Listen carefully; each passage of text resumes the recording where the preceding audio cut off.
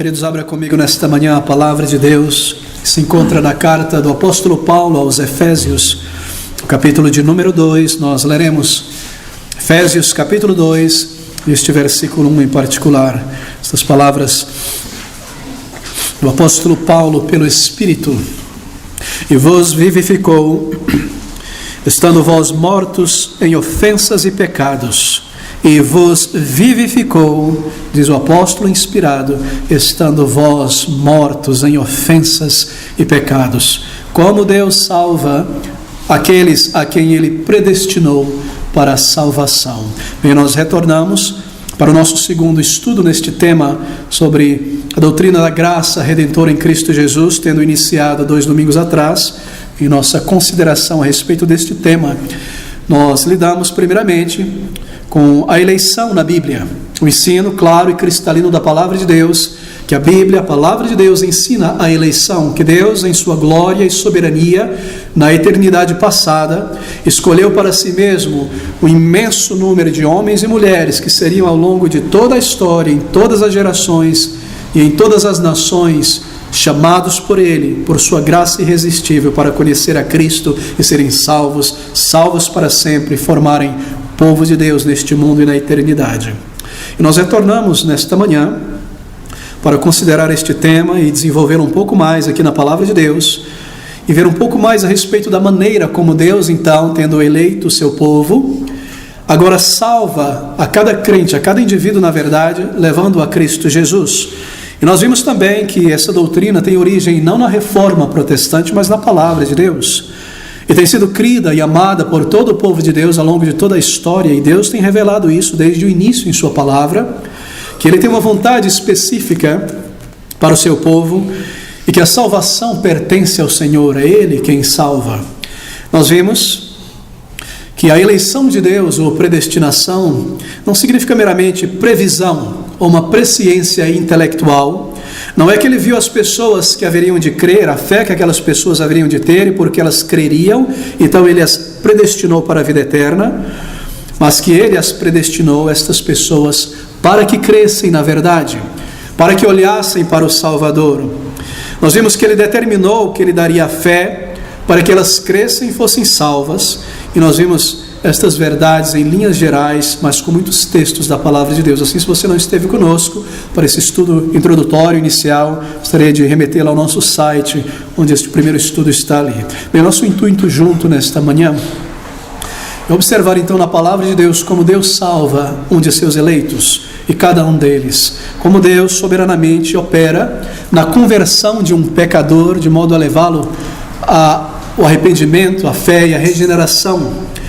E, meus queridos amigos, esta verdade, ela é declarada, anunciada em todas as páginas da palavra de Deus. E nós começamos com este primeiro texto aqui diante de nós. Observe como ela salta aos nossos olhos. E vos vivificou, estando vós mortos em ofensas e em pecados. Que palavras, palavras profundas e ao mesmo tempo tão claras, que Deus deu vida a pessoas que estavam mortos e não poderiam por si mesmas dar vidas a si.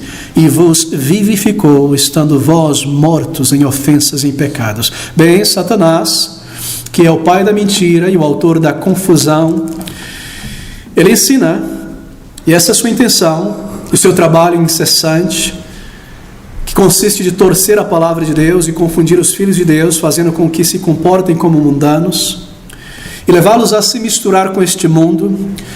E ele ensina que a palavra de Deus não é de fato a palavra de Deus, e o seu objetivo é infiltrar as suas mentiras junto com a verdade da palavra de Deus, de modo que as pessoas, ao verem a palavra, imaginarem que aquilo que é ensinado no mundo, misturado com a palavra e com a mentira do diabo, é a verdade.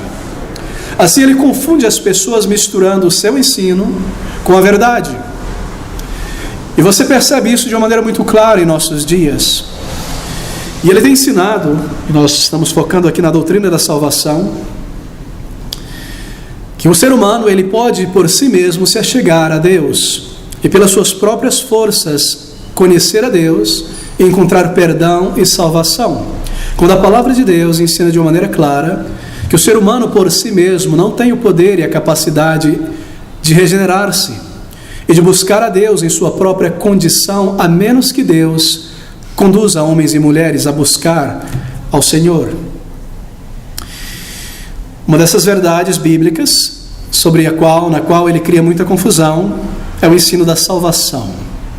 A verdade da soberania de Deus na salvação de homens e mulheres. Bem, Satanás é o inventor de falsas ideias e ensinos sobre a salvação. E a essência, se nós pudermos falar assim, do seu ensino, nessa questão da salvação, é dizer que o ser humano é capaz de salvar a si mesmo e reconciliar-se com o seu Criador pela sua própria capacidade. Tudo o que ele precisa é de uma pequena ajudinha da religião. E Satanás está pronto, obviamente, a oferecer esta ajudinha, e religiões ao gosto do freguês nascem dia após dia em toda parte. E a nossa intenção hoje é estudar o que a Bíblia ensina sobre a salvação do homem, que Deus e não o homem é soberano na salvação. Queridos amigos, ao lidar com a doutrina da soberania de Deus na salvação, eu irei brevemente considerar apenas 5 verdades. Primeiro, aquilo que a Bíblia ensina sobre o ser humano, sobre o homem, aquilo que a Bíblia ensina sobre Deus o Pai, sobre Deus o Filho e sobre Deus o Espírito Santo, e contrastar estas 5 verdades com a opinião do mundo, de Satanás, isto é, a respeito destes mesmos temas. Bem, o que a Bíblia ensina sobre o ser humano? Permita-me começar com a seguinte pergunta: como o homem vê a si mesmo? Como pessoas em nossa sociedade, na televisão, em nossa volta, considera o que é o ser humano? Como nós nos vemos? Qual é a sua opinião sobre si mesmo? Como você se vê? Bem, o ser humano, por natureza, ele se pensa capaz. Ele se pensa e se sente autossuficiente. E você entende isso? Porque você vê em volta, olha a história também para trás. E o que você vê? Tremendas obras humanas, não é? Na arquitetura, na política, na ciência, na medicina, na tecnologia. Você vê a capacidade humana dada por Deus em construir coisas tão imensas. E por ver isso, o ser humano naturalmente se pensa capaz, autossuficiente. E a ideia quase universalmente aceita é que porque o homem é capaz, ele também é bom por natureza, porque ele constrói coisas boas, coisas legítimas. E porque ele é bom em sua essência, e ao mesmo tempo ele vê corrupção e miséria, e esse paradoxo, esse contraste da violência diante da bondade, tantas coisas terríveis, a conclusão que o ser humano chega é que ele é bom por natureza e é a sociedade que o corrompe. Obviamente, pensar assim é nadar contra a maré, uma vez que a sociedade é formada por indivíduos. Então nós perguntamos, quem corrompeu o indivíduo primeiramente? E essa é a ideia, a filosofia que a música popular transmite em todo lugar, que as novelas, que a arte querem transmitir, que o ser humano é bom intrinsecamente, bom por natureza, mas é a sociedade que o corrompe e a sociedade precisa ser purgada. Que o homem nasce bom. São políticas erradas, são gestões econômicas erradas, a falha, e a incapacidade jurídica, a má distribuição de renda. E pensando dessa maneira, ele chega à conclusão, no realmo espiritual, que o problema não está nele, mas sim na sociedade. E por não ser tão mal assim, então esta é a conclusão: diante de Deus, ele também não está tão mal assim. E tudo o que necessita é de uma pequena reforma religiosa para ser aceito por Deus. Essa é a ideia por trás de tudo isso, que o homem é capaz, que o homem é autossuficiente e que ele está apto, com a ajuda de Deus, por si mesmo, subir através destes degraus e ascender a um padrão de ser aceitável diante de Deus. É isso que está dentro de cada religião, é isso que está na essência de toda religião, a não ser o cristianismo bíblico, que o ser humano, essa é a concepção, ele consegue agradar a Deus, ele consegue reconciliar-se com Deus. Bem, essa é uma concepção mundana que entrou na igreja através de homens não regenerados. E ficou conhecida em linhas gerais. Gostaria de resumir toda essa concepção, esta ideia, é uma pequena frase. Essa ideia de que o ser humano tem a condição de reconciliar-se com seu Deus, embora ele não seja perfeito, ele consegue, de alguma maneira, com a ajuda de Deus, reconciliar-se com seu Deus. Em termos teológicos, isso tem sido chamado de o livre-arbítrio, ou a capacidade humana de, pelo seu próprio arbítrio, escolha e capacidade, reconciliar-se com seu Deus. Livre-arbítrio, nós ouvimos isso o tempo todo. Essa ideia é o ensino que o homem possui uma vontade ou um arbítrio livre. não somente livre, mas também capaz e apto para escolher a Deus e para viver a vontade de Deus. E por esse arbítrio, por essa capacidade de escolha, ele pode tornar-se assim aceitável a Deus. Essa é a ideia. Mas, queridos irmãos, amigos, esse é um ensino criado dentro da mente e do coração de Satanás, o inimigo de almas. Porque quando Deus disse a Deus, quando Deus disse a Eva, não comerás do fruto desta árvore, do bem e do mal, Satanás disse a Eva, certamente não morrereis. Quando Deus disse, no dia em que comerdes, certamente, ou morrerás, Satanás disse, certamente não morrereis. Quando Deus na sua palavra, a Bíblia, diz ao homem, você está morto em delitos e pecados, as tuas obras são como trapos imundos diante de um Deus santo e não podem ser aceitadas, coisa sem valor, coisa abominável diante de Deus para a salvação, e você precisa de um Salvador, dos méritos dele, de alguém que te dê vida e vida eterna. Satanás vem através de suas religiões, ensinos e de seus servos e diz, você está bem, em tua essência, lembre disso, você não é corrompido, você pode conseguir sim, você consegue agradar a Deus, ser uma boa pessoa. Tudo que você precisa é fazer o teu melhor para ser salvo. Você não morreu no jardim, olha para você, você está vivinho da Silva, você é inteligente, você é capaz, certamente você não está morto. Você pode, e a minha doutrina te ajudará, e você tem um arbítrio livre e poderoso para decidir e fazer acontecer. Não tem? Você chegou até aqui na tua vida escolhendo pela tua força de vontade. Veja como você tem um arbítrio para escolher e alcançar. Você não está morto diante de Deus. Livre-arbítrio para a salvação é um engano forjado pelo inimigo de almas. Eu não estou dizendo aqui que o ser humano não foi criado com o arbítrio, certamente nós fomos criados com o arbítrio. Isso nos diferencia dos animais, mas em questões espirituais, este arbítrio que foi criado livre na criação, ele foi morto pela queda do ser humano no pecado. Assim, este arbítrio que ainda existe em nós hoje, ele não é mais livre, ele é um escravo do pecado. E assim Satanás vem através de suas religiões e de suas teologias não bíblicas para ensinar esta verdade forjada por ele mesmo, o inimigo de almas, para deixá-las em seus pecados, isto é, imaginando-se capazes de se reconciliar com Deus e que não necessitam de um Salvador por completo, de um arrependimento verdadeiro e proclamar por vida e salvação. Que o esforço religioso, a participação numa igreja, que o batismo, que fazer o seu melhor, que bater o ponto na igreja de vez em quando é o que é suficiente, porque você não é uma má pessoa intrinsecamente, você faz o teu melhor. Tudo que você precisa é um pouco de frequência religiosa e de vez em quando um esforço maior, uma dieta, uma campanha, um jejum, alguma coisa do tipo, para, purgar um pouco aquelas manchas mais profundas. Essa é a ideia. E por trás desta ideia está esta concepção de que eu possuo a capacidade de me reconciliar com Deus com a ajuda dele. Mas será que nós percebemos a falsidade de uma declaração como essa, arbítrio? Pense comigo por um segundo. Quando uma pessoa diz que possui um arbítrio livre, a parte de muitas implicações errôneas, sabe o que nós estamos dizendo? Nós estamos colocando o nosso arbítrio em pé de igualdade com o arbítrio de Deus, com a vontade de Deus, porque somente a vontade ou o arbítrio de Deus é livre, sem restrição alguma. Somente Ele pode desejar e cumprir, porque somente Ele tem todo o poder no céu e na terra. Ao dizermos que nós temos um arbítrio livre em questões espirituais, para nos reconciliar com Deus, com a ajuda dele, nós estamos colocando a nossa vontade, o nosso arbítrio em pé de igualdade com o de Deus e dizer que nós temos em nós a capacidade e a força de escolher e determinar que algo em termos espirituais irá acontecer, e nós erramos, porque tudo aquilo, se nós pensamos que tudo aquilo que Deus requer de nós, que nós temos a capacidade em nós mesmos de fazer isso, nós lançamos fora a cruz de Cristo e a necessidade do Espírito Santo para nos ajudar e nos capacitar para isso. Você percebe como este é um ensino que contradiz a palavra de Deus?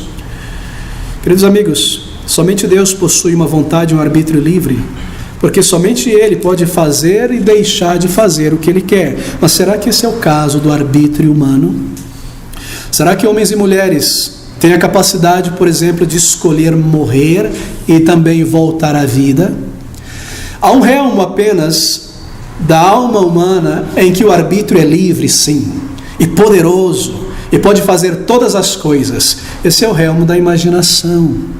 Somente na imaginação nós podemos pensar certas coisas. Que eu posso voar e pular de um prédio e sair voando, que eu possa morrer e desejar voltar. Só na imaginação eu posso me ver um dia inteiro, de 24 horas, sem jamais pecar, só na imaginação. Porque quando nós nos voltamos à palavra de Deus, nós somos confrontados com a realidade trágica e tremenda, que nós nascemos em pecados, e mesmo após a conversão, nós precisamos confessar os nossos pecados ao nosso Deus. Essa é a verdade da palavra de Deus, contrastada com o ensino do mundo e de falsas teologias não bíblicas.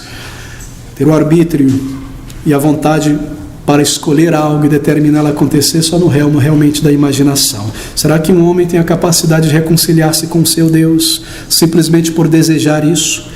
Mudar a sua natureza pecaminosa simplesmente por desejar isso? Purificar o seu coração, escrever o seu nome no livro da vida simplesmente por desejar isso? Dar a si mesmo um novo coração, deixar de pecar? Quando nós paramos para pensar sobre isso com seriedade, à luz do ensino da palavra de Deus, você descobre que este ensino sobre o livre-arbítrio humano em questões espirituais é uma fantasia. Que no que se refere ao pecado, à salvação, o livre-arbítrio é um escravo. É um homem atrás das barras de uma cadeia, preso em seus pecados e incapaz de sair. É a figura de um homem vencido por um coração degenerado, aprisionado por Satanás, incapaz de libertar-se, que se imagina simplesmente livre, simplesmente porque ele pode sair da sua cela, andar no pátio dessa prisão e voltar de volta para a sua cela. Ele se imagina livre. Veja, eu posso sair da minha cela, eu posso tomar um banho de sol, eu posso ir ali, eu posso estar atrás daquelas grades e conversar com alguém que está do lado de fora, eu posso ver crentes em Jesus Cristo, ir à igreja, eu posso abrir a Bíblia e orar ao meu Deus quando eu nunca nasci de novo. Essa é a ideia, essa é a figura, essa é a imagem diante de nós. Mas tente pular os muros desta prisão e você será derrubado a cacetetes pelo inimigo de tua alma, e o peso de um coração não transformado não te permitirá subir por essas paredes, e o amor que nós temos pelo pecado nos manterá dentro desta prisão. Livre-arbítrio, vontade livre para fazer o que deseja em termos espirituais, realmente é um falso ensino. Livre-arbítrio para a salvação está construído sobre uma visão incorreta da queda do ser humano e do pecado. E esta é uma ideia que diz que quando o ser humano caiu em seu pecado pela primeira vez, ele caiu apenas parcialmente. A sua morte não foi morte, foi apenas uma queda parcial. Quando a Bíblia diz que o ser humano caiu em delitos e pecados lá no Jardim do Éden, no início de toda a história humana, ela diz que o ser humano morreu espiritualmente. Mas este ensino do livre-arbítrio se sustenta sobre uma ideia equivocada a respeito da queda do homem, a respeito da queda do pecado, do ser humano no pecado. E afirma que quando o ser humano caiu lá no Éden, ele não morreu, ele apenas quebrou uma perna. E assim ele possui uma outra perna para ir manquejando em direção a Deus e se reconciliar com Ele. E com a ajuda da bengala da religião e de certas filosofias de autoajuda, ele conseguirá chegar até Deus. E assim, se ele não morreu no jardim, se a sua queda não foi total, foi uma queda parcial, então tudo que precisa é de um auxílio para ir a Deus, tudo que necessita é das bengalas das religiões. Ele conseguirá pelo seu próprio esforço, com uma ajudinha do mundo, da igreja e de si mesmo, para ascender ao céu. Você percebe? Essa é a base da ideia ou do ensino do livre-arbítrio. Daí Satanás criara muitas religiões, muitas muletas para um homem que se acha capaz, e muitos auxílios também, porque se eu sou capaz de vir a Deus por mim mesmo, tudo que eu preciso é de um auxílio físico, por exemplo. Eu estou muito tímido, eu não sei como fazer isso, então alguém cria um método para isso e diz assim: se você deseja aceitar a Jesus Cristo em teu coração, é você quem aceita ou rejeita. Se você deseja aceitá-lo, eu lhe ajudo. Tome um ato físico e não espiritual, e levante a sua mão e venha aqui à frente, eu irei orar por você. E milhares de pessoas vão à frente, mas nunca foram a Cristo Jesus. E há muitos outros auxílios humanos para virem a Cristo. Mas, meu querido amigo, quando a Bíblia diz sobre a necessidade de se voltar ao Salvador, a palavra de Deus fala sobre uma busca de uma alma que se volta a Deus. Vir a Cristo é encarar os teus pecados e clamar a dele por misericórdia. Você nunca irá encontrar esta palavra na palavra de Deus no que se refere à salvação, a aceitar a Jesus. Você irá encontrar em João, primeiro capítulo do Evangelho de João, receber, mas a todos quantos o receberam, a eles Deus deu o poder de se tornarem filhos de Deus. Receber a Cristo não é aceitar. É Cristo quem aceita ou rejeita alguém. Receber a Cristo é receber a sua pessoa como Ele é, o Filho de Deus. E a sua mensagem que diz que eu sou um pecador, eu preciso de perdão e de clamar a Deus por salvação e vida eterna. Mas isso é Ele quem dá a um pecador. E este é um ensino nós vimos e temos visto até aqui, que diz que se Ele não morreu no Jardim do Éden, então Ele conseguirá, pelo seu esforço da religião e dos métodos humanos, por si mesmo se reconciliar com o seu Deus. Você percebe? Agora, todos sabem que um diagnóstico errado sobre uma enfermidade resultará em uma visão errada sobre a cura. Uma visão errada sobre a queda do homem no pecado resultará em uma visão errada sobre a sua salvação. Meu querido amigo, deixe-me fazer essa colocação mais uma vez. Nosso estudo é um pouco técnico nesta manhã, mas não menos bíblico nem espiritual.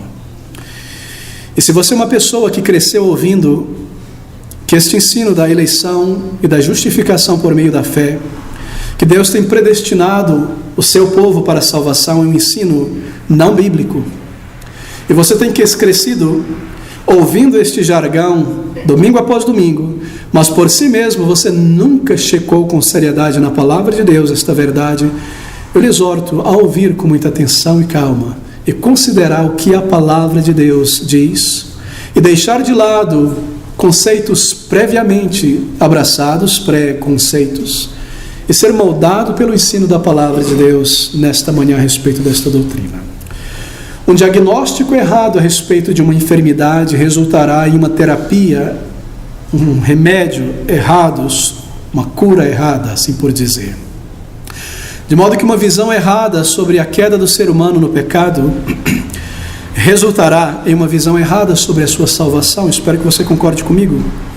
Se nós empurramos para o lado o ensino da Bíblia sobre a queda do ser humano, que diz, que informa que o ser humano morreu espiritualmente, no dia em que comerdes, certamente morrerá, que é a mesma coisa de dizer, e vos vivificou, estando vós mortos em delitos e pecados, então nós chegaremos a uma conclusão errada. A palavra de Deus afirma a morte espiritual do ser humano logo no início. E se nós entendermos isso errado, o nosso evangelismo será errado, a nossa oração será não bíblica, o nosso testemunho pessoal não estará de acordo com a palavra de Deus. Resultará em uma visão errada sobre o ser humano e a sua necessidade, que para ser salvo tudo que precisa é levantar a mão, frequentar uma igreja, ser batizado, repetir uma oração no final de um folheto, envolver-se em uma igreja, em um movimento religioso, algumas dessas muletas que Satanás tem providenciado ao longo da história. Mas quando nós aprendemos e aceitamos o ensino da palavra de Deus, que diz que o homem morreu espiritualmente naquele jardim, que ele está aos olhos de Deus morto espiritualmente, então faz todo sentido o ensino da Bíblia, que diz que este homem precisa ser ressuscitado dentre os mortos, e vos vivificou, estando vós mortos em ofensas e pecados. É exatamente este o ensino da palavra de Deus, e nós precisamos agora considerar um pouco tempo diante de nós em mais detalhes. Bem, a Bíblia faz uma avaliação correta daquele que precisa ser salvo, porque ela apresenta a verdade sobre a condição humana, sobre o estado do ser humano morto em delitos e pecados, que ele morreu espiritualmente e que morto foi alienado de Deus desde o começo. O ensino da palavra de Deus, meus amigos, é da corrupção total do ser humano. Quando eu digo corrupção total, gostaria que você atentasse para isso. Quando nós afirmamos, a partir do ensino das Escrituras, a incapacidade do ser humano e sua depravação e corrupção total, nós não queremos afirmar que o ser humano seja tão mau quanto poderia ser. Não é isso que é ensinado na palavra de Deus. que as pessoas se comportem como animais nas ruas, todo o tempo, pelo menos. Nem que seja incapaz de fazer algum bem, uma atitude altruísta, uma demonstração de simpatia, de humanidade. Não, nós não afirmamos isso, porque há muitas instituições filantrópicas espalhadas em toda parte, muitos atos nobres de altruísmo, coisas que nos tocam o coração realmente ao vermos pessoas agindo com grande humanidade. Mas o ensino da palavra de Deus sobre a corrupção total do ser humano, a sua incapacidade total, quer dizer, queridos amigos, que uma pessoa, embora consiga tantos atos de altruísmo,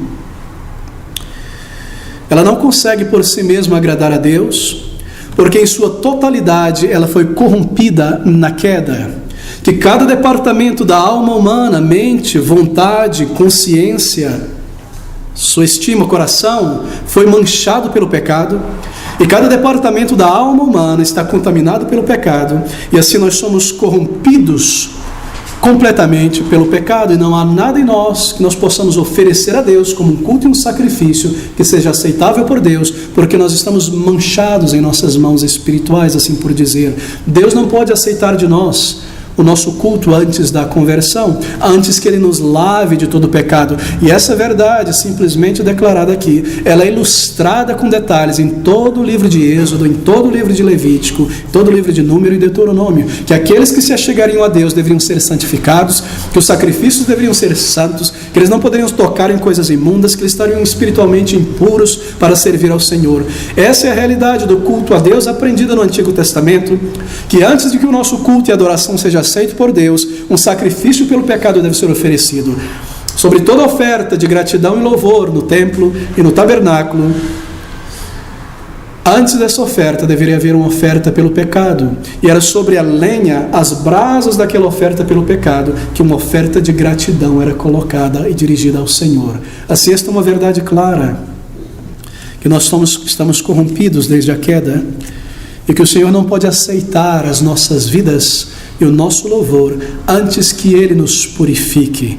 E mesmo na conversão, esta é uma obra dEle atraindo pecadores para a sua salvação.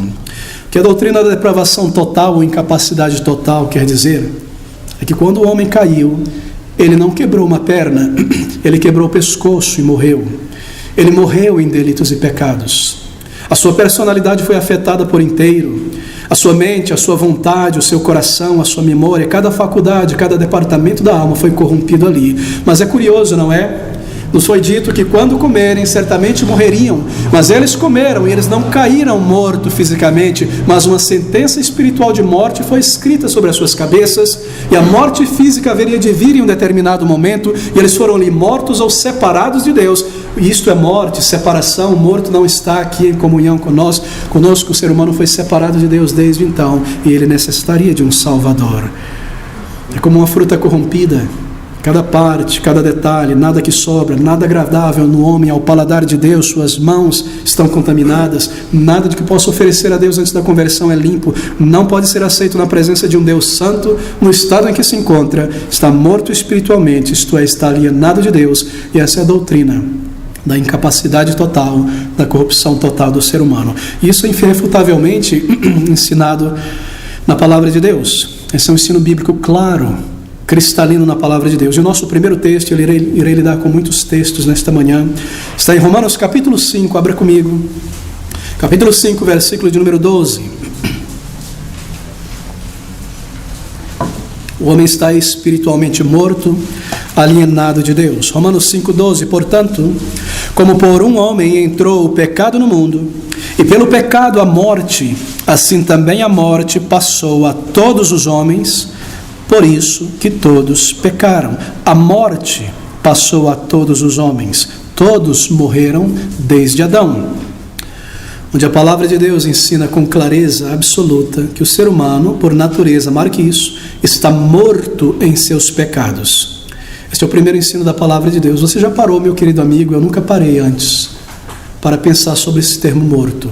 Crescendo em uma igreja batista, da convenção, uma igreja arminiana, eu li este versículo tantas vezes, morto em pecado, mas isso soava aos meus ouvidos como poesia. O ser humano está morto. Você nunca ouviu falar que o ser humano está morto?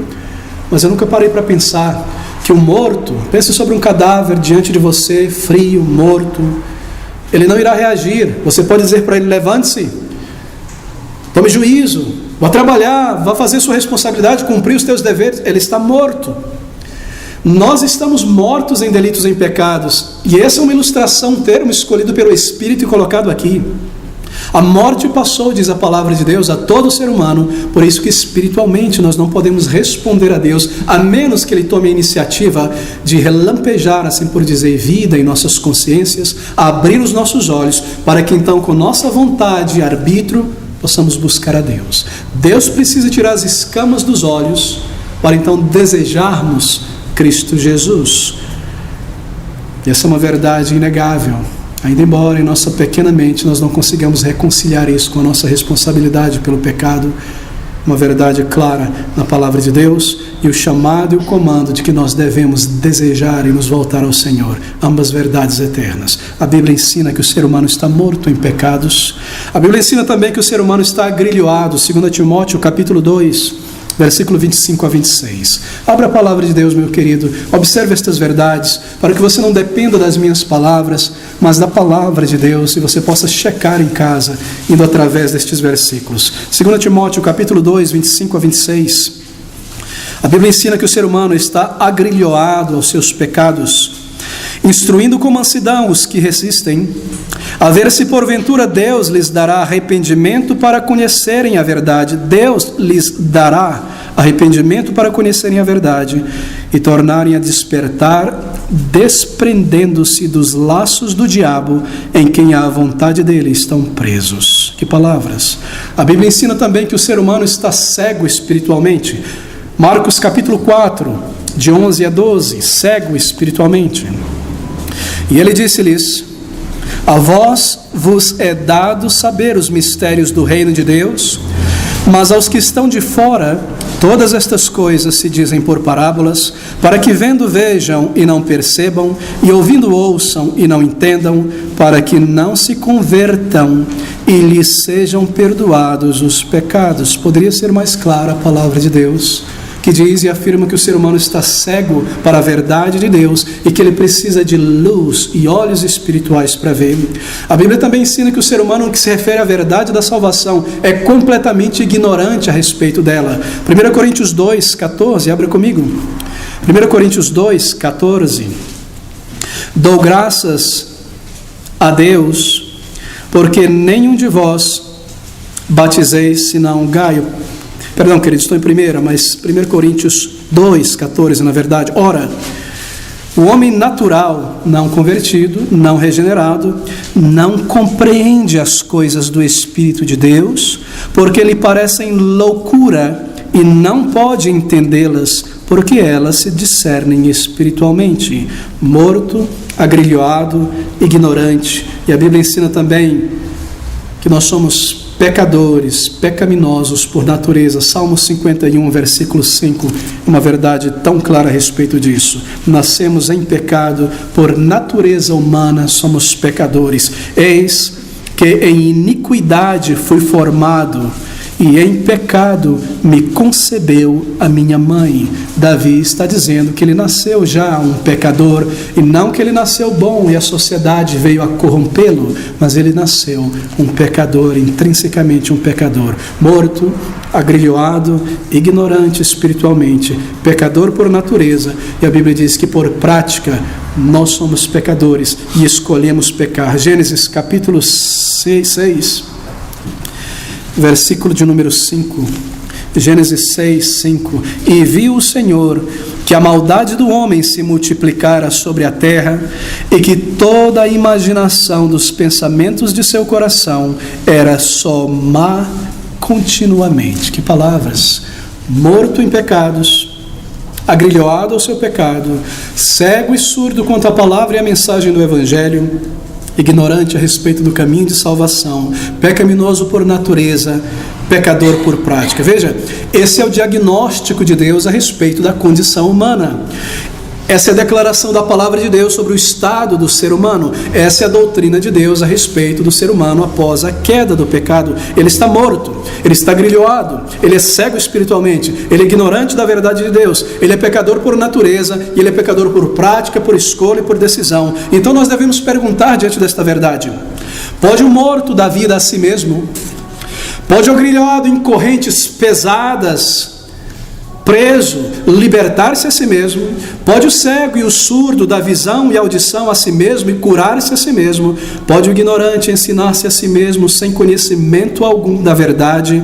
E a pergunta deve ser feita, e a pergunta já foi feita, e Jó fez a mesma pergunta: quem do imundo tira a pureza? E a resposta é ninguém. E o profeta Jeremias perguntou: pode o etíope mudar a cor da sua pele, o leopardo também da sua pele? Assim poderá vós, Israel, aprender a fazer o bem, tendo aprendido a fazer o mal. É impossível, você percebe a ilustração? É impossível essa mudança por nós mesmos, a não ser que Deus tome um passo inicial. Esse é o quadro clínico espiritual do ser humano, apresentado na Bíblia. Morte espiritual, morte. E meu querido amigo, se você pensar com muita seriedade sobre isso, ali está aquele ser humano dentro de um túmulo profundo, morto, frio, podre, diante de Deus, sem nenhum mérito, nenhuma beleza espiritual, nenhuma flor de verdade, de pureza que lhe atraia, na escuridão, sendo consumido pelos seus vermes do pecado e deste mundo. No topo deste túmulo está uma pedra, uma lápide imensa e gigantesca chamada lei de Deus, que ele tem quebrada, e esta lei deve mantê-lo ali morto, porque ele não consegue cumprir a lei. E sentado em cima desta lápide está um diabo que não deseja que este homem ressuscite. Você imagina que pela sua própria vontade, pelo seu próprio arbítrio, ele consiga ressuscitar a si mesmo, trazer de volta todas as células do seu corpo, subir por essas paredes, remover esta pedra imensa, vencer Satanás e reconciliar-se com um Deus santo que determinou condená-lo pelo seu pecado.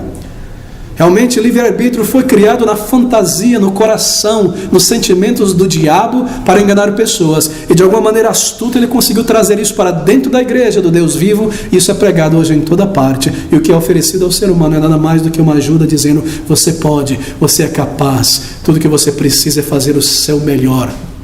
Nós temos ouvido isso o tempo todo, em toda parte.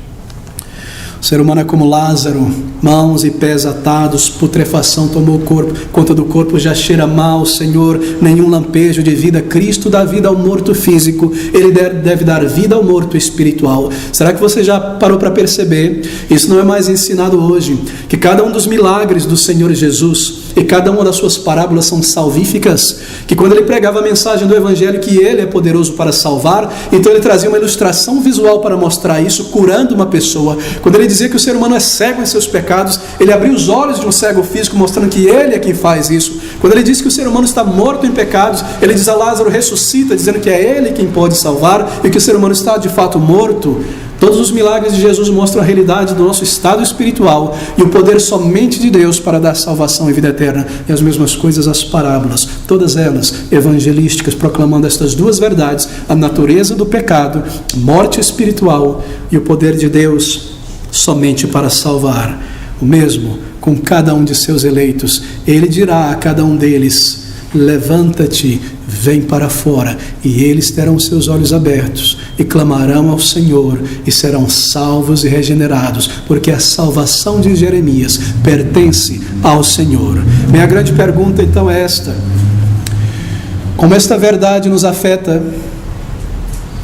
Insatisfação ou santificação?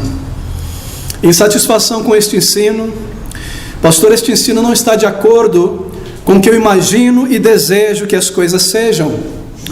Esse ensino não está de acordo com aquilo que eu penso sobre Deus. Este ensino não está de acordo com o Deus da palavra de Deus. Ele não está de acordo com o que eu penso sobre Deus. Esse ensino, pastor, não está de acordo com o que eu penso ser justo. Isso faz de Deus injusto. Este ensino, pastor, me traz insatisfação, me faz fechar os ouvidos, franzir a face, ir embora da igreja e nunca mais voltar dela. Qual é o resultado deste ensino em mim? Insatisfação ou santificação? Sendo educados nestas verdades gloriosas, somos persuadidos a uma maior separação do mundo, maior glória a Deus, maior santificação. A resposta do apóstolo Pedro é santificação. Portanto, irmãos, procurai fazer cada vez mais firme a vossa vocação e eleição, porque fazendo isso, nunca jamais tropeçareis. Santificação, meus queridos amigos. Bem, nossa primeira pergunta, marque isso na sua estrutura de pontos, é essa: como o homem vê a si mesmo espiritualmente? E como a Bíblia declara o homem espiritualmente? O homem se vê capaz, a Bíblia o declara morto. A nossa segunda pergunta é esta: como o homem entende a salvação, a obra de Deus para salvar um pecador? Para o homem, qual é o papel de Deus na salvação? Bem, nossa aceitação ou rejeição da doutrina bíblica da corrupção, depravação total humana ou incapacidade total humana, antes da conversão, antes de Deus tomar o passo inicial, determinará a nossa concepção da salvação e da parte da obra de Deus na salvação.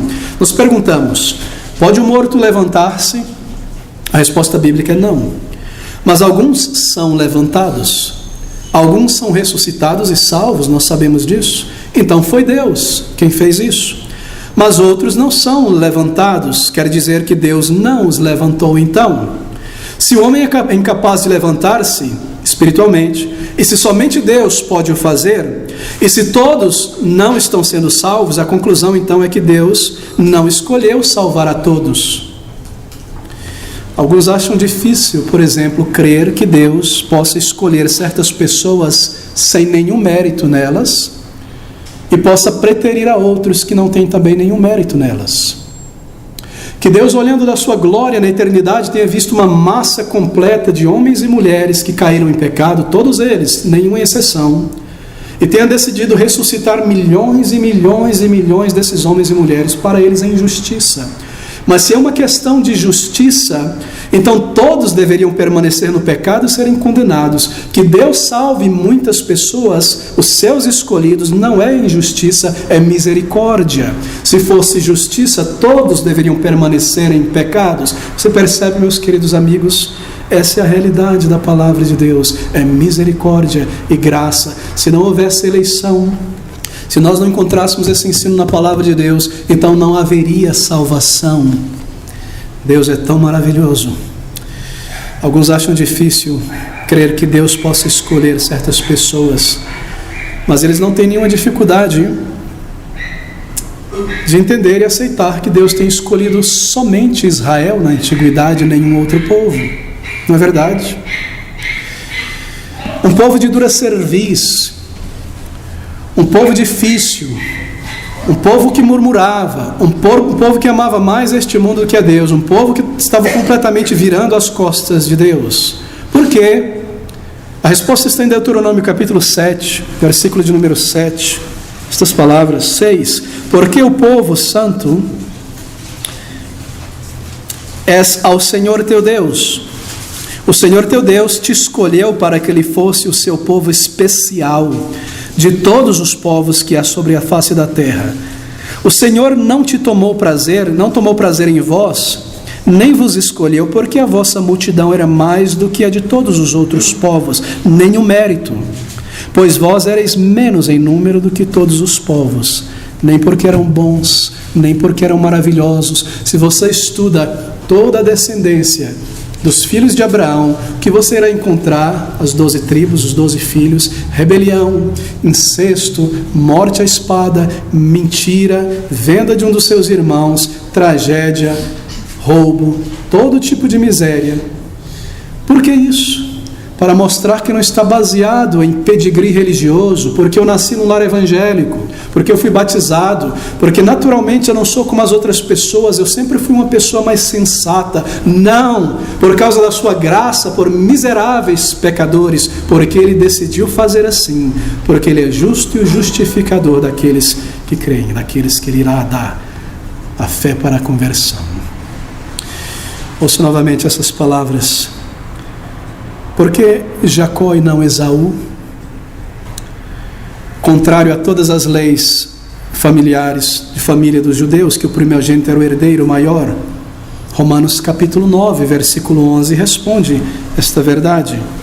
Porque não um, senão o outro. Romanos 9, versículo 11, estas palavras.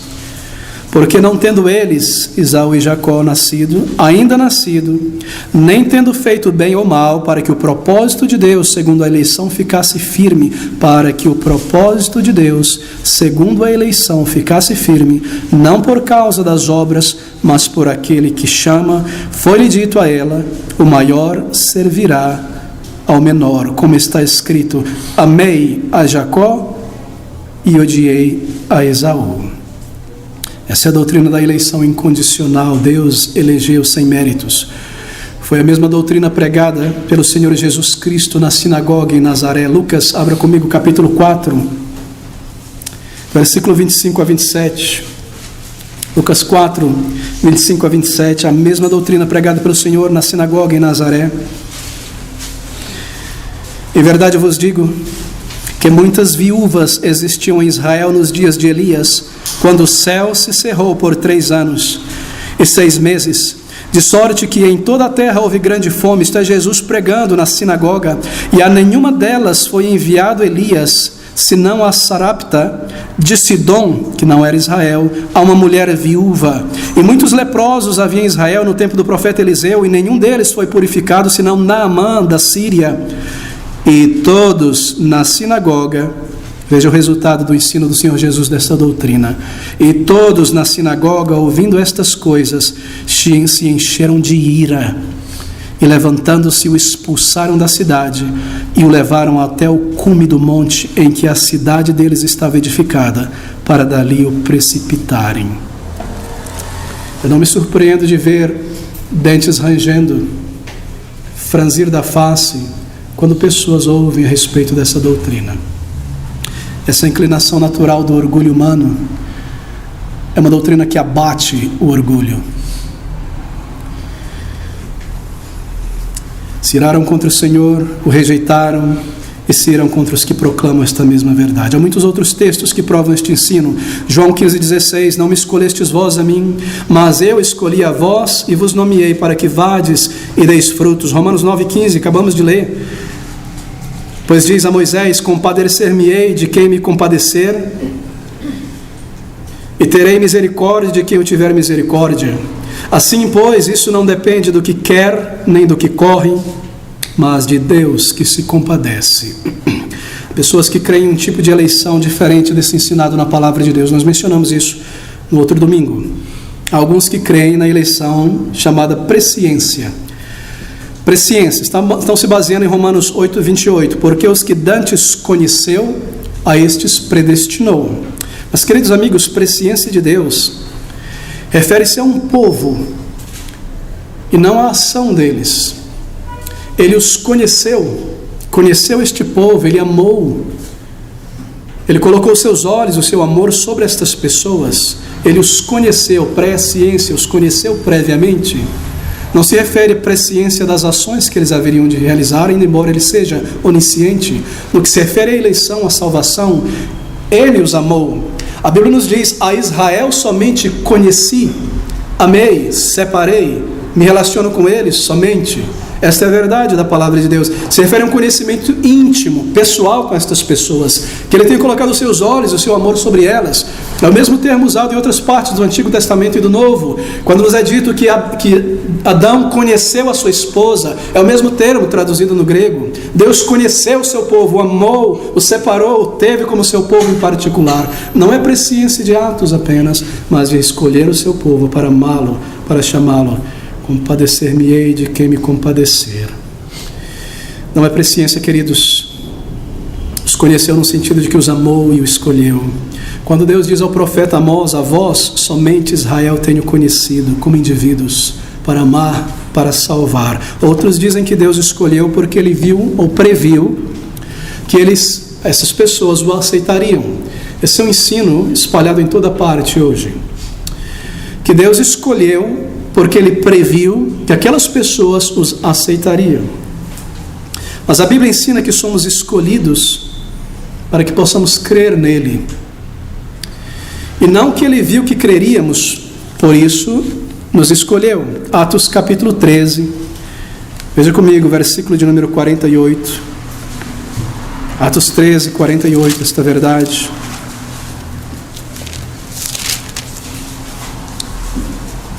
E os gentios, ouvindo isto, alegraram-se e glorificavam a palavra do Senhor. Observe, e creram todos quantos estavam ordenados para a vida eterna. Ordenados, pré-ordenados, se foi na eternidade, chamados, predestinados para a vida eterna. A eleição não resulta de acreditarmos, mas o acreditarmos resulta de nossa eleição. E creram todos quantos estavam ordenados para a vida eterna. A fé nos é dada para exercitá-la. Ela é um dom de Deus. Efésios 2, 8 e 9. Porque pela graça sois salvos por meio da fé. E isto, a fé, não vem de vós, é um dom de Deus. Salvação não vem pelas obras, é um dom de Deus, pela fé em Cristo Jesus. Essa é a doutrina da eleição incondicional. Bem, nossa terceira pergunta é: como o homem não regenerado vê a Cristo então e a sua obra redentora? Nós vimos o que o homem vê a respeito de si mesmo, qual é o diagnóstico bíblico sobre o ser humano. O que o homem entende a respeito da salvação, sua capacidade de vir a Cristo, o que a Bíblia declara sobre a salvação, Deus salvando o seu povo. Terceira pergunta: como o homem não regenerado vê a Cristo Jesus e a sua obra redentora na cruz do Calvário? O que Cristo alcançou? O que Cristo cumpriu ali? Bem, a ideia prevalente é a seguinte: Deus é amor apenas e nenhum outro atributo. Deus é amor.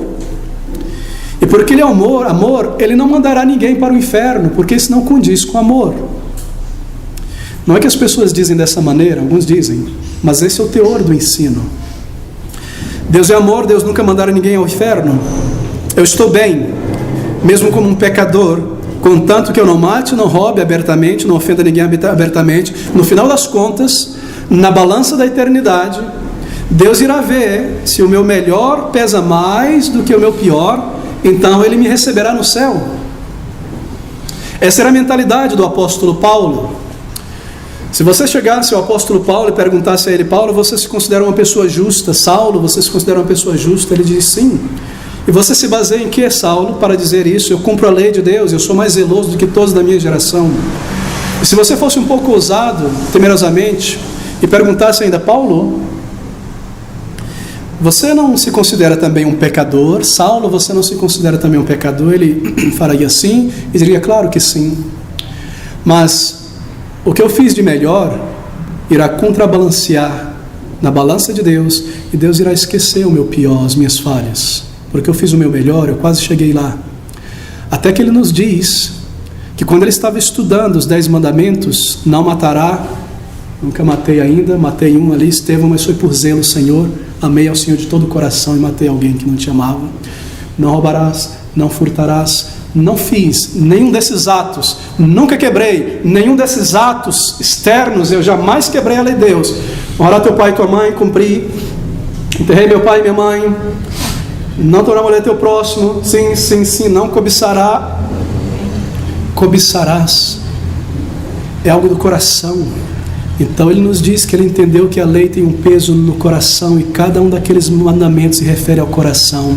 Que uma pessoa mata sem tirar uma faca e um revólver, ele matou a felicidade de tantas pessoas, ele quebrou o mandamento de tantas vezes, ele roubou o cargo de outros, a posição de outros, ele mentiu, ele fez tudo que é errado. Naquele último mandamento, não cobiçarás, ele entendeu que em seu coração ele cobiçava o lugar de Gamaliel, ele cobiçava o lugar de um grande líder, ele cobiçava, e ele entendeu que a lei de Deus é una, e ao quebrar um, ele quebrou todos, ele havia quebrado todos os mandamentos. E assim Deus era justo em condená-lo, e assim Deus era justo em bani-lo da sua presença. E essa é a doutrina que nós vemos em todo lugar hoje, não é? Eu não sou perfeito, pastor, mas Deus não exige o melhor de mim. Pastor, você não sabe. Olha um pai. Você não percebe que um pai, ele não exige o máximo do seu filho, mas aquele que o filho pode fazer, sim, é verdade. Mas no que se refere a questões espirituais e salvação, a Bíblia diz: aquele que cumprir a lei por ela viverá. O que significa dizer que aquele que não cumprir por ela está morto. Assim nós estamos mortos porque não conseguimos alcançar o padrão de Deus. Mas a lei nunca foi dada para salvar ninguém, meu amigo. Ela foi dada para nos mostrar a hediondez do pecado e que nós necessitamos de um Salvador e que nós precisamos que Ele nos ressuscite dentre os mortos. Esse é o ensino a respeito de Cristo e sua obra. Outras pessoas, por outro lado, ensinam que a morte de Cristo foi para salvar todos os homens impotencialmente. O primeiro ensino, que nós vemos espalhado por muitas igrejas, é que Deus no final irá salvar todas as pessoas, isso é chamado de universalismo. O segundo ensino que nós observamos é que Deus, em Cristo Jesus, o seu Filho amado, não morreu para salvar ninguém em particular, mas Ele morreu para salvar todos os homens em potencial. A porta foi aberta na cruz, mas a condição é de que o homem por si mesmo entre. Na verdade, eu cresci pensando desta maneira.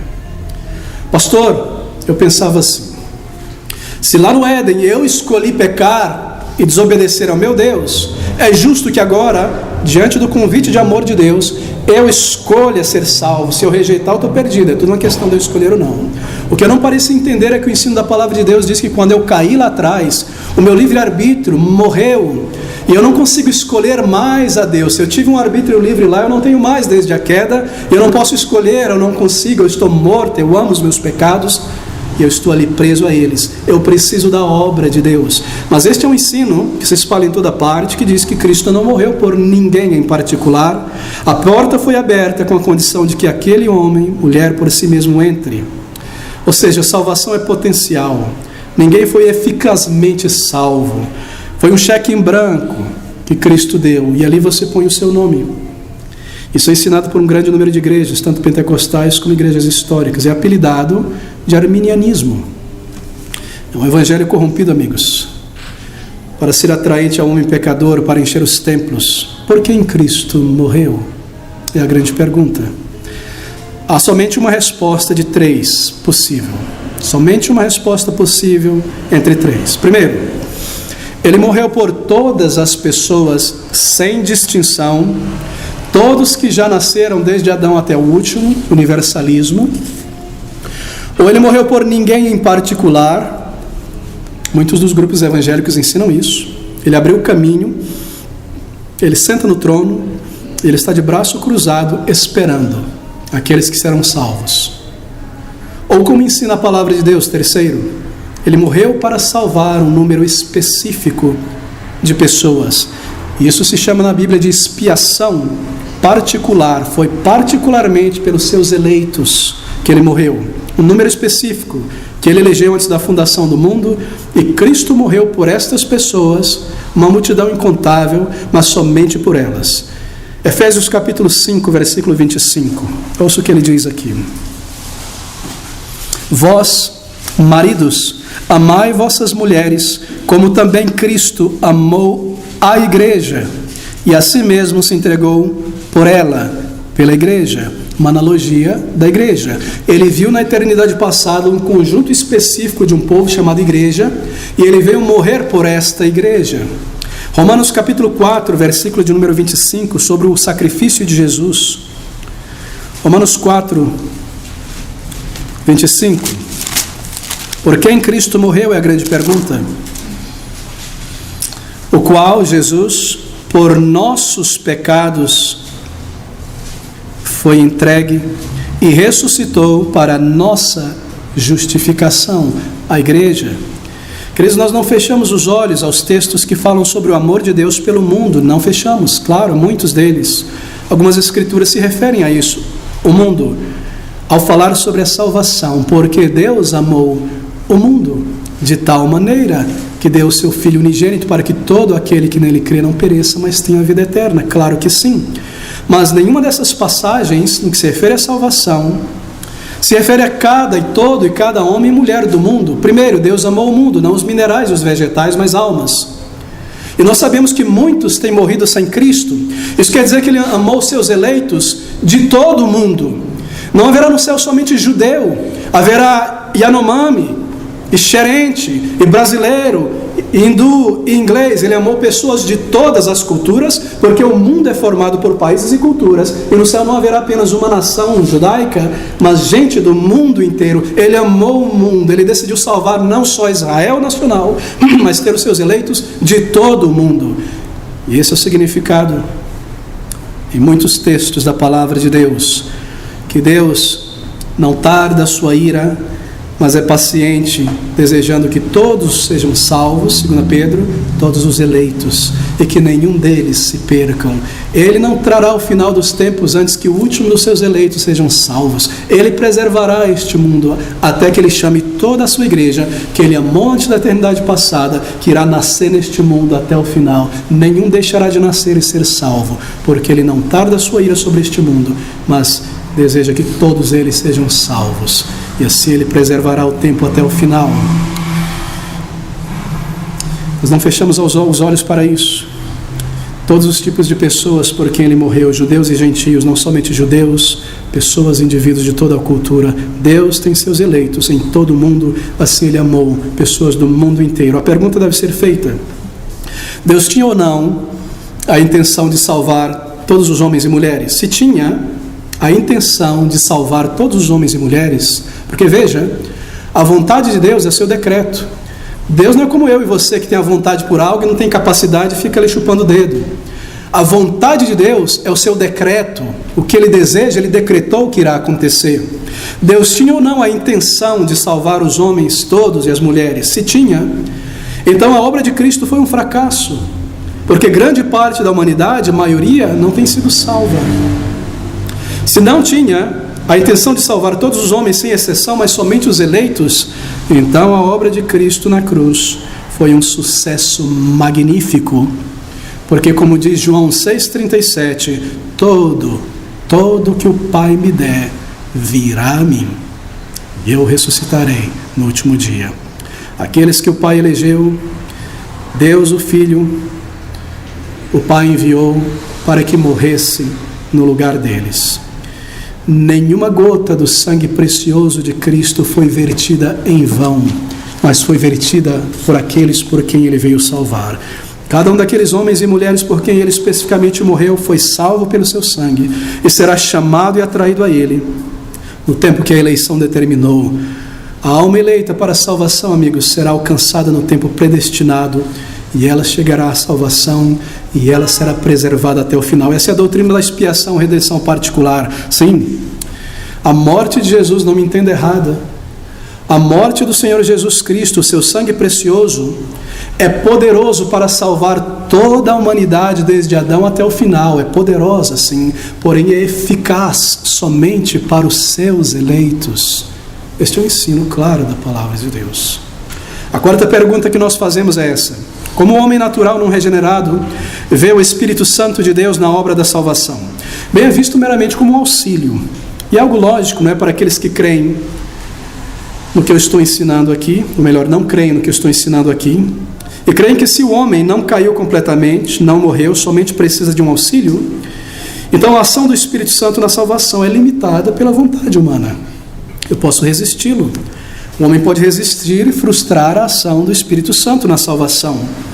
E o Espírito Santo não pode dar vida ao pecador se o pecador não estiver disposto a recebê-lo. Mas recapitule comigo: se o homem é incapaz de salvar-se, queda total, Deus se propôs salvá-lo, Cristo realizou a sua salvação, segue então que Deus deve prover os meios para chamar esses eleitos a esta salvação e o benefício delas. É exatamente isto que ensina a Bíblia em Romanos 8,30. E aos que predestinou, a estes também chamou. Essa verdade tem sido chamada de graça irresistível, ou chamado eficaz, que Deus, pelo seu Espírito, atrairá a Cristo todos aqueles que Ele predestinou para serem salvos em Cristo. Eles serão conduzidos irresistivelmente ao Salvador. A Bíblia fala sobre dois chamados, meu querido amigo. Ela fala sobre um chamado externo e um chamado interno. O chamado externo é o pregador que domingo após domingo, oportunidade após oportunidade, prega o Evangelho, chamando cada homem e mulher Eu não conheço quem são os eleitos nessa congregação. Eu não estou chamando os eleitos, eu estou chamando a todos. Eu lanço a rede do Evangelho, o chamado e o convite do Evangelho a todos. Esse é o chamado externo. Eu insto, e o pregador insta, e urge, mostra a promessa de Deus e as advertências de Deus. Há um chamado externo feito a você, mas há um chamado interno, porque enquanto o meu não será obedecido, nem o meu chamado irá regenerar, há um chamado interno. E a obra do Espírito Santo que acompanha este chamado interno da parte de Deus é irresistível, é no interior dos seus eleitos e não pode ser frustrado. O que ensina a Bíblia sobre isso? Bem rapidamente, João 6, 36 a 37. Todo o que o Pai me dá virá a mim, e o que vem a mim, de maneira alguma o lançarei fora. Observe, todo o que o Pai me dá, para que eu morra por ele, os eleitos de Deus, virá a mim. Porque eu desci do céu não para fazer a minha vontade, mas a vontade daquele que me enviou. E a vontade do Pai que me enviou é esta, que nenhum de todos aqueles que me deu eu perca, mas que o ressuscite no último dia. 1 Pedro 2, versículo 9, a mesma verdade. 1 Pedro 2, 9, mas vós sois a geração eleita, o sacerdócio real, a nação santa, o povo adquirido, para que anuncieis as virtudes daquele que vos chamou das trevas para a maravilhosa luz. Chamado irresistível. 1 Pedro 5, versículo 10. E o Deus de toda graça, que em Cristo Jesus nos chamou à sua eterna glória, depois de havermos padecido um pouco, Ele mesmo vos aperfeiçoe, confirme, fortifique, estabeleça. A ilustração notável de Lídia, veja agora em Atos 16, de 13 a 14, Lídia sendo chamada aqui pelo Senhor, Atos 16, de 13 a 14. E no dia de sábado saímos fora das portas para a beira do rio, onde se costumava fazer oração. E assentando-nos falamos às mulheres que ali se ajuntaram. E uma certa mulher chamada Lídia, vendedora de púrpura da cidade de Tiatira, que servia a Deus, isto ela era uma judia, crescera no temor a Deus, mas não era salva, nos ouvia.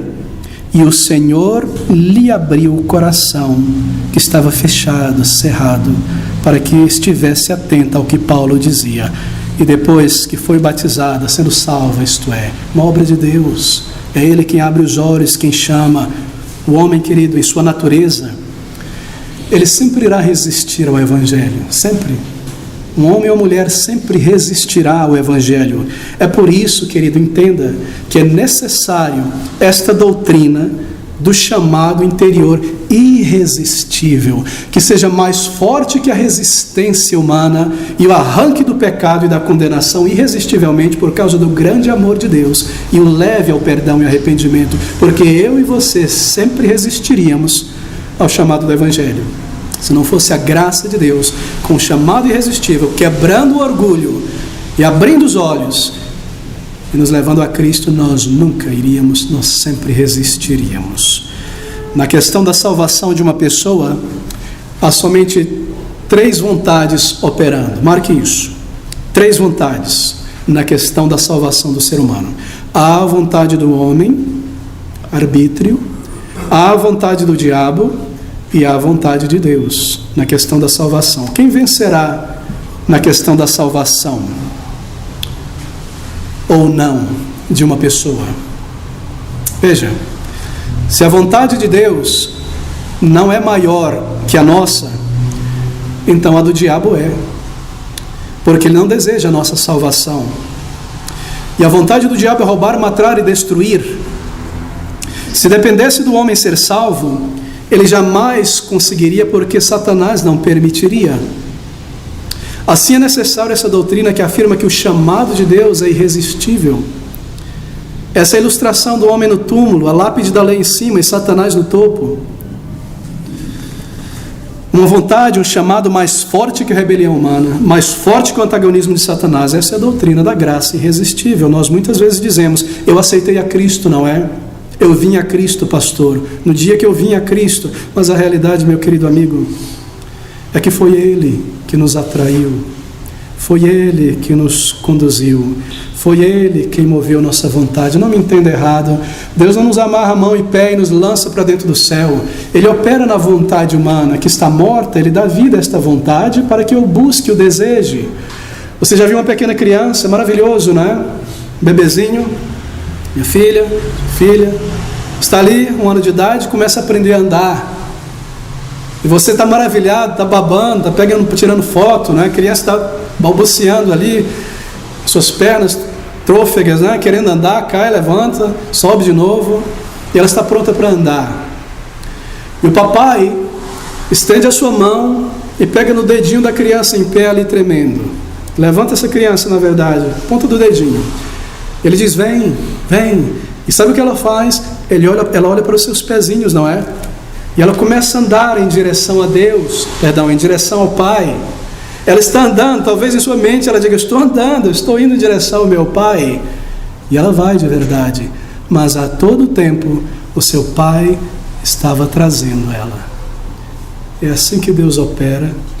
Ele não destrói a vontade humana, Ele dá vida à vontade, ao arbítrio morto, para que, tendo os olhos abertos, eu deseje a salvação e eu responda à salvação e eu venha a Ele e abrace a vida e o perdão. Ele primeiro precisa dar vida ao morto, abrir os olhos do cego, os ouvidos do surdo.